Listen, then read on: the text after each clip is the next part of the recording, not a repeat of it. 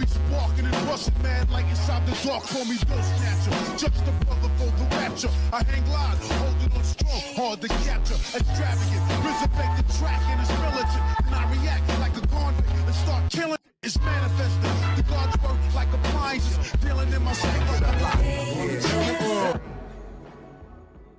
Yo, what's going on, everybody? So today I want to have a conversation with you guys about the future of the Boruto series, and in particular I want to talk to you guys about the near future of the Boruto manga. So obviously, if you're an anime only viewer, this is the time of the month where a lot of the content that is posted is going to be spoiler heavy. So I thank you for your support. Over 80% of the channel is spoiler free. If you want to read the Boruto manga and do so in a way that supports the channel, I'll leave links down in the description box for you guys to do so. But with that being said, if you're still here, then I'm gonna assume you're okay with me talking about spoilers. So in the latest Boruto chapter, one thing that I absolutely got to thinking about as I was rereading it is the fact that I really feel like they're setting the stage for the fact that if we have a moment where Team 7 is able to pull off the biggest upstate since the Golden State Warriors blew that lead against LeBron James Cavaliers, given the fact that we have Team 7 potentially about to pull something like that off, I definitely think that this could be one of those moments where if Boro does get defeated by Team 7, and if it drags out long enough to where Jougan is able to essentially come back to that time space, I definitely think that this could be one of those times where now we get the answer to something that a lot of people have wondered, which is how did Boruto get that scar over his eye? And what really got me to thinking about it is that line that we got in the Boruto anime where you have Urashiki flat out state that you have the Jougan. That's a very troublesome eye, and it gives you a bit of a warning that like the Suzuki clan is aware of the Jougan and that Taneri